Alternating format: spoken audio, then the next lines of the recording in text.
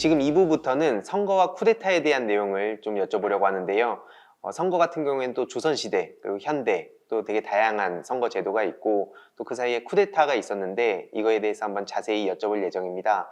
일단 그 조선시대로부터 시작을 해보면 좋을 것 같은데 뭐 과거도 있고 천거도 있고 뭐 되게 다양한 이야기들이 있더라고요. 그게 또 요즘으로 오면 막 능력주의랑 연결되는 것도 있는 것 같은데 좀 이거에 대해서 좀 여쭤보고 싶습니다. 조선시대가 아니고 네. 그냥 붕뚱그려서 옛날이라고 합시다. 아, 네네. 그러니까 이제 근대적인 관리 임용제도. 음. 관리 우리나라에서 이제 지금과 비슷한 관리 임용제도가 처음 만들어진 것이 1895년인데 개보개혁 이후인데 그 관리 임용제도를 규정한 법률 이름이 선거조례였어요. 선거조례. 예, 선거. 선거가 뭐냐면 일단 거라는 글자는 선거, 과거 뭐 할 때 거라는 글자는 제야에 있는 사람을 조정으로 들어 올린다는 뜻이에요. 발탁한다는 뜻이에요. 발탁하는 방법이 문제죠. 네. 뭐가 있겠어요? 일단 시험 같은 게. 시험 보는 것을 과거라고 그래요. 시험을 치러서 인재를 뽑는 것을 과거라 하고 추천을 받아서 인재를 뽑는 것을 천거라고 하죠. 그거 말고 또 있을까? 그냥 왕이 직접 뭐 이렇게 네. 직거도 있어요. 뭐 왕이 자기 친척 중에 아무나 이렇게 데려다가 이제 관리를 맡기는 일도 있긴 있는데 네. 세상 사람은 알 수가 없으니까 인재가 어디에 숨어 있는지를 알 수가 없으니까 인재를 고르는 방법으로 시험 치는 과거, 추천받는 천거를 얘기를 한 거죠. 그러니까 이 두 가지 방법인데 우리는 지금 민주주의 하에서 국회의원을 뽑거나 대통령을 뽑거나 이걸 전부 선거라고 그래요. 이건 사실은 기본적으로는 이제 천거와 그다음에 투표 이것들 중에 천거거든. 네. 두 가지 천거예요. 각 정당에서 추천하는 것을 공천이라고 그래요. 아, 네네. 그죠? 정당이 추천하는 것이 공천이고 네. 이 정당의 추천을 받아 나온 사람들한테 투표를 해서 다수표를 얻은 사람한테 국회의원직을 주거나 대통령직을 주잖아요. 네. 이런 것들을 이제 다 어떻게 보면 다 뭉뚱그려서 선거라고 부르지만 선거 중에서도 둘 다 천거에 가까워요. 반면에 이제 뭐 예를 들어 이제 고위공무원단, 네. 뭐 사법고시나 이런 거 합격한 사람들 검사시키거나 판사시키고 하는 것은 이제 과거에 해당하죠. 아, 네. 이런 것들이 좀 섞여 있어요. 예. 그 예전에 좀 이렇게 찾아보니까 이순신 장군도 천거를 과거를 붙긴 했죠. 이순신 장군 과거 시험 합격한 데가 저기 동대문 운동장 옆에 훈련원이에요. 그리고 과거 시험 합격해서 변방으로 떠돌던 장수를 승진할 때 네. 추천한 사람이 이제 유성룡이고 뭐 이런 거죠. 그러니까 이제 그런 것들이 반복이 돼요. 과거제가 됐다 하더라도 그 이후에 승진에서는 추천이 좀 유효하게 작용을 하는 것이고, 뭐 서로가 섞이는 거죠. 그럼 요즘 궁금한 게 능력주의에 대한 또 여러 가지 옹호 논리와 또 그게 불공정하다라는 또 이런 논리들이 있는데 이게 그럼 과거에도 되게 비슷했겠네요. 우리는 능력이란 말을 언제부터 썼어요?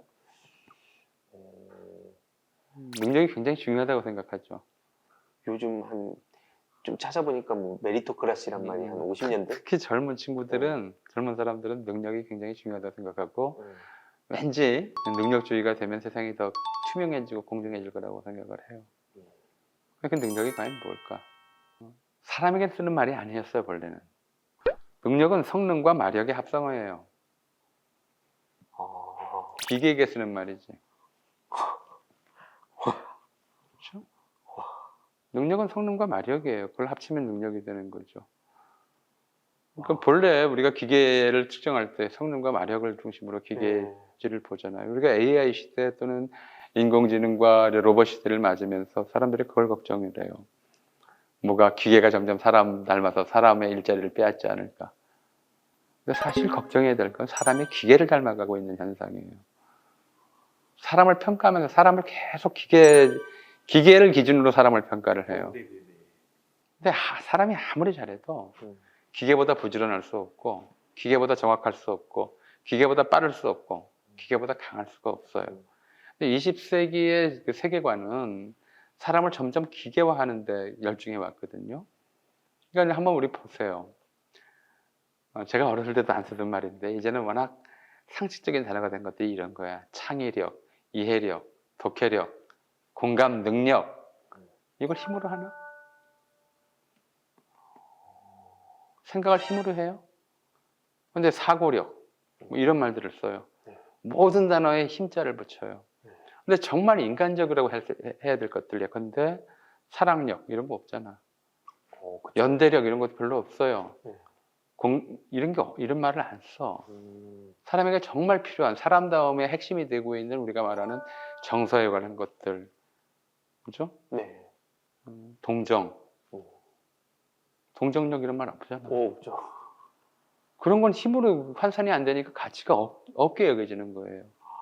그러니까 능력주의라고 하는 사고가 갖는 가장 큰 문제는 인간을 기계처럼 보면서 기계적 기준에서 사람을 평가하고 거기에 맞게 그런 사람들이 성공해야 된다고 하는 일종의 환상이에요. 이 능력주의는 그래서 나는 그렇게 봐요. 기계가 인간의 역할을 더 많이 할 수 있게 되면 될수록 AI나 이런 말 4차 산업혁명이 더 진전되면 될수록 이 능력주의를 끌고 나갔다간 인간이 기계에게 당할 수 없다. 인간의 모든 일들은 다 기계에 빼앗길 것이다. 지금 그런 얘기 하잖아. 차라리 판사를 AI한테 맡겨라. 그죠? 의사도 이제 그 로봇 치료기가 나오고 로봇 진단기가 나오는데 그럼 의사 일이 왜 필요하냐? 이런 얘기들이 나온단 말이에요. 유발 하라는 그런 얘기를 했어요. AI가 점점 더 발전해 나가면 의사와 간호사 중에 누가 더 남을 수 있는 직업일까? 이대로 가면 간호사. 그렇죠. 관찰하고 처방하고 진단하는 것은 AI가 더 잘할 수 있어요. 근데 실제로 사람 붕대 감아주고 아픈데 약 발라주고 이러는 것들, 사람 눈치 봐가고 사람들의 반응 봐가면서 아프지 않게 이런 거는 기계가 못하거든. 사람의 일은 그런 쪽으로 이겨야 한다. 보살핌, 처방 진단이 아니라 실질적으로 보살핌, 따뜻함, 끌어안음, 우리가 힘으로 표현할 수 없는 것들. 여기에 사람다움의 본령이 남을 것이고 이것은 기계화가 어려울 거다라고 얘기를 한단 말이에요. 그런 거예요. 그러니까 능력주의라고 하는 게 시험 봐서 합격한 성적 순으로 하면 뭐든지 이게 능력이 제대로 표현되는 거예요. 능력일 수도 있어요. 근데 그 능력이 올바른 사람다운 세상을 만드는 능력일지 아닐지는 우리가 좀 봐야 돼요. 봐야 되고 실제로 아니라는 증거들이 워낙 많아요. 이건 뭐 증거를 나보고 얘기를 하려면 한 100개도 더 얘기를 하겠는데 실제로 우리 사회에서 가장 나쁜 일을 많이 하고도 가장 처벌을 받지 않고 사는 사람들이 이렇게 시험을 통과해서 높은 자리에 올라간 사람들이었어요. 늘 그래 왔어요. 죄의식도 인간에 대한 연민도 그리고 없이 그러면서 아주 기계적으로 일들을 처리하고 그렇게 해서 사람이 죽어도 미안하거나 부끄러워하지 않는 이런 일들을 우리가 현대사에서 너무나 많이 겪었기 때문에 일단 능력주의라고 할 말이 나와서 한 얘기지만 이 환상은 또 이 능력에 대한 우리 세대의 지나친 신뢰는 어쩌면 인간 스스로가 아니라 기계에 의해서 깨질 가능성이 커요. 그러니까 진짜 안 그래도 암기 잘한다고 그 좋은 대학 가서 수십 년을 그냥 떵떵거리고 사는데 그게 마치 본인이 최고인 것처럼 그런 삶을 살아가는 사람을 보면 이제 기계에 잡아먹히지 않을까. 그걸 정당화 합리화하는 사고가 능력주의인 것이고 그래서 오히려 지금 젊은 세대가 싸워야 할 것은 능력주의가 실현되기를 바라는 것이 아니라 능력주의와 싸워야 돼요. 되게 중요한 말씀입니다. 저는 뭐 이렇게 좀 연결이 될 것 같긴 한데, 그러니까 예전에는 그 군합발로 막 최루탄 날아다니고 하던 시절에는 거대하게 있는데 눈에 보이는데 무서워서 말을 못했다면 지금은 시험으로 퉁쳐지니까 뭔가 그 소위 막 검사다 뭐다 이 문제가 드러나도 저 사람들 시험 잘 봤잖아 그래도 마치 그런 자격을 부여받은 것처럼 하는데 좀 이런 군대 뭐 얘기도 나오고 하다 보면 사실 또 예전에 쿠데타도 있지 않습니까? 예전에 그때 당시엔 청년들이나 학생들이 되게 뜨겁게 또 싸웠던 역사가 있는데 또 그것도 좀 여쭤보고 싶습니다. 그러니까 민주주의가 우리가 해방을 맞았을 때 민주주의에 대한 두 개의 생각이 충돌하고 있었다고 말씀을 드렸어요. 아, 네네네. 민주주의가 좋은 제도라고 생각하는 사람들이 일부 있었고 네. 민주주의가 나쁜 제도라고 배워온 사람이 다수 있었고 절대 다수는 민주주의가 뭔지도 몰랐고 네. 그게 해방 당시 상황이에요. 민주주의가 과연 뭘까? 이제 그때부터 고민하기 시작한 거죠. 왜냐하면 미국이 들어와서 군정을 펼치고 있고 미군정이 펴는 상황에서 사회주의자든 아니면 자본주의 체제를 지지하는 사람들이든 간에 전부 민주주의를 얘기를 하는 거예요. 네. 그러니까 지금도 이제 윤석열 정부는 늘 그런 얘기를 해요. 자유민주주의, 수호. 네. 그러면서 굳이 이제 민주주의 앞에 자유라는 두 글자를 붙여요. 네. 그래서 왜 민주주의에 단서를 다느냐? 민주주의는 민주주의지. 거기 무슨 뭐 다른 민주주의가 어디 있냐 그러면 그 사람들이 뭐라고 그러냐면 인민민주주의나 사회민주주의도 민주주의냐? 네. 그럼 민주주의가 아니라고 그러면 되지. 네. 거기다 피해서 자유민주주의를 굳이 쓸 이유는 또 뭐냐? 네. 그러니까 이게 얘기 한 발짝 물러나는 게 그럼 인민민주주의나 사회민주주의도 있기 때문에 그와 구별하기 위해서 자유민주주의를 쓴다고 주장을 해요. 근데 이게 결합할 수 있는 이유가 있어요. 말씀드렸듯이 리버럴리즘과 데모크라시라서 결합이 되는 거거든. 이게 주의가 아니었기 때문에 결합이 되는 거란 말이에요. 애초에 번역을 이상하게 했으니까, 그죠? 번역을 이상하게 해서 민주주의는 주의로 번역하면 안 되는데 주의로 번역하니까 이게 소셜리즘하고도 결합하고 리버럴리즘하고도 결합하고 이렇게 돼버리는 거예요. 결합이 됐어요, 민주주의로. 일단 다들 민주주의를 얘기하는데 그 내용은 다르지, 달랐어요. 근데 내용이 다르든 뭐든 간에 민주주의는 단어 자체를 이해를 못하는 거야. 그래서 어느 정도였냐면 48년, 7년 요 무렵에 이제 경찰들은 다 친일파 후예였다. 이런 사회적 인식이 있을 때였단 말이에요. 네.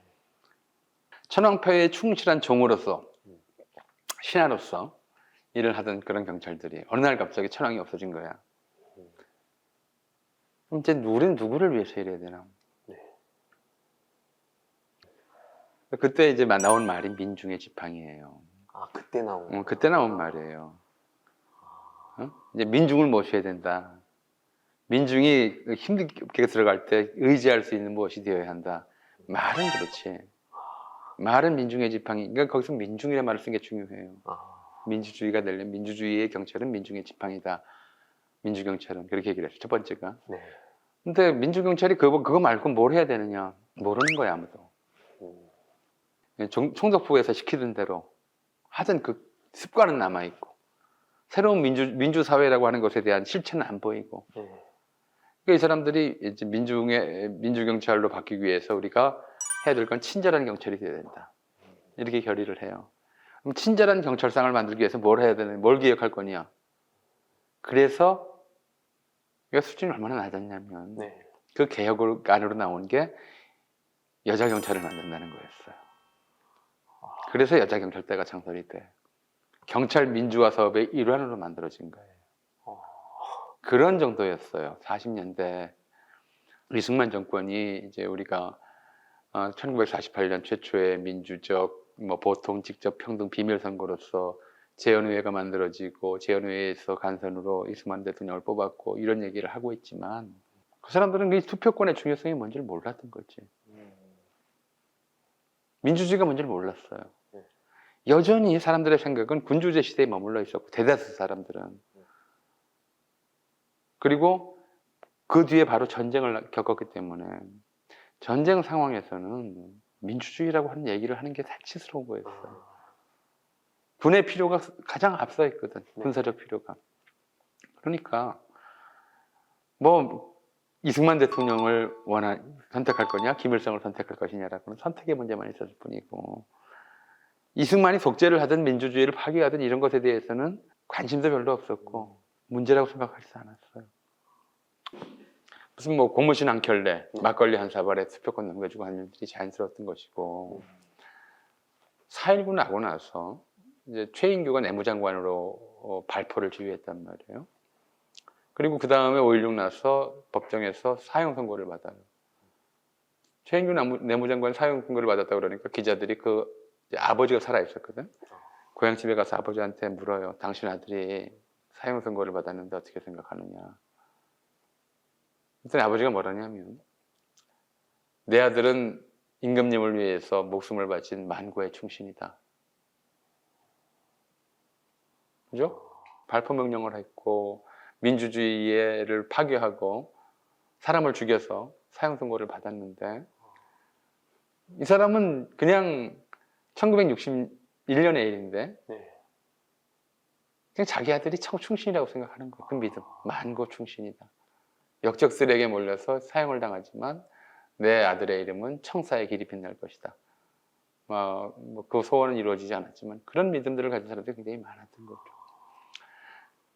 그 우리가 민주주의 역사를 생각하면서 무슨 독재자들이 아니면 이승만이 민주주의를 파괴했느니 아니면 박정희가 쿠데타로 민주주의를 짓밟았느니 4.19로 피어올라서 민주주의가 어떻게 됐느니 이런 얘기를 하지만 맞는 말이지만 그와 더불어서 과연 그 민이 어떤 민이었는가에 대해서도 얘기를 같이 해야 돼요. 자, 우리가 4.19를 보자고요. 네. 4.19가 사실은 2월 달부터 대구 경북고등학교에서 먼저 시위가 일어났고 대전고에서도 시위가 일어났고 그다음에 3월 달에 마산에서 시위가 일어났고 그래서 마산고 학생들 시위할 때 학생 김주열이 최루탄에 맞아 죽었고 맞아 죽은 시신을 떠올랐고 이런 것들이 4.19 때 촉발되었다는 거 잘 알죠. 네. 아는데 시위한 아이들이라고 할게요. 네. 고등학생들이요. 투표권도 없어. 투표권에 있는 어른들은 뭐하고 부정선거 반대 시위를 왜 투표권도 없는 아이들이 했냐고. 4.19 때 한성여중 2학년 진영숙이라는 학생이 일종의 유서에 해당하는 결의문을 써서 엄마한테 남기고 시위하러 나갔다가 버스에서 총 맞아 죽어요. 중학교 2학년짜리 여학생이.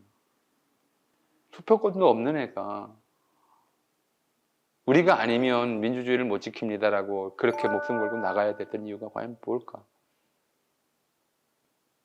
우리나라에서 의무교육이 시작된 게 1953년부터예요.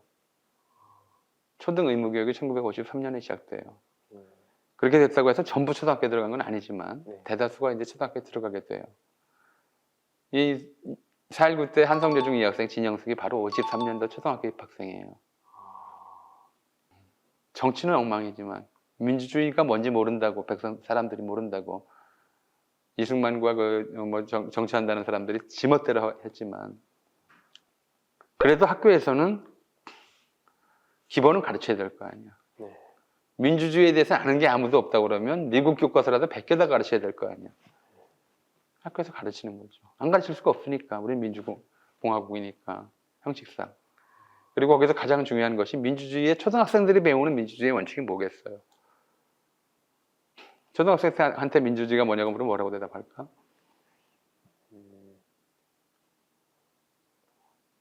어떤 결정을 다수 의견에 따라서 하면서 소수 의견도 존중하는 것. 이게 초등학생들이 배우는 민주주의야. 다수결, 소수 의견도 존중하는 다수결. 주의라기보다는 일종의 정치적 의사결정의 방식이죠. 그리고 여기서 가장 중요한 게 뭐겠어요? 다수의 의사를 확인하는 거 아니에요. 네. 그게 투표지. 네. 그게 민주주의에서 머리쓰니까. 네. 그러니까 이 4.19 때는 가장 부정선거가 가장 큰 이슈가 될 수밖에 없었던 것이에요. 민주주의가 과연 뭐냐를 떠나서 민주주의를 얘기하려면 다수 의견을 제대로 확인할 수 있는 절차는 만들어줘야 되는 게 아니야. 근데 그 부정선거는 다수 의견 자체를 무시해버리는 거거든. 아예 뭐 투표함 바꿔치기, 대리투표, 집단투표 이런 것들 해가면서 그러니까 이슈가 그렇게 모아진 거예요. 다수의 의견이 받아들여지는 투표제도를 공정하게 해라, 운영해라. 네. 그렇게 나온 거죠. 4.19가 터진 건 그런 거였어요. 그리고 거기에서 앞장섰던 것은 실제로 투표권을 가진 어른들이 아니라 투표권도 없었던 아이들이었던 거죠. 그 아이들이 왜 그랬느냐? 배웠기 때문에. 처음으로 민주주의라고 하는 제도적 또는 정치 시스템이라고 하는 것이 갖는 본질적 의미들에 대해서 학교에서 배운 세대가 그 세대였던 거예요. 안 배우면 모르는 거죠.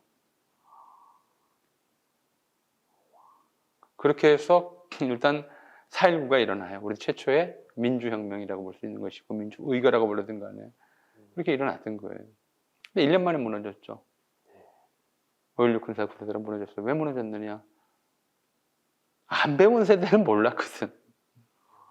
자기 아이들이, 자기 후배들이, 어린 동생들이 그렇게 목숨 던져가면서 부정선거를 규탄하고 이승만을 몰아냈지만 그게 얼마나 중요한지, 그게 민주주의의 본질과 얼마나 관계가 되는지를, 그러니까 이 아이들을 지켜주고 앞에서 방패가 되어주고 해야 될 어른 세대들이 무능력하고 무기력했던 거죠. 민주주의 가치가 왜 중요한지를 몰랐던 거예요. 그러니까 군사 쿠데타가 일어났지만 전 세계 비슷해요. 군사 쿠데타 시대가 일어났을 때 군인들이 나쁘지, 정치 군인들이 나쁘죠. 그렇게 해서 권력을 장악하려고 한 게. 근데 민주주의를 목숨 걸고 지켜야 되겠다고 생각하는 사람이 적었기 때문에, 학생들 말고는 별로 없었기 때문에, 민주주의가 뭔지 아는 사람이 적었기 때문에, 그래서 이제 속절없이 군사 정권에게 넘어갈 수밖에 없었던 거죠. 4.19 나고 5.16 바로 터지고 나서 군사 독재가 시작이 되고 형식적으로 민정이양을 하고, 그리고 또 72년에 유신 선포하고, 그러니까 1인 독재, 아예 이제 대통령 선거 그 자체를 제도 자체를 없애버렸죠. 직선제 자체를. 네.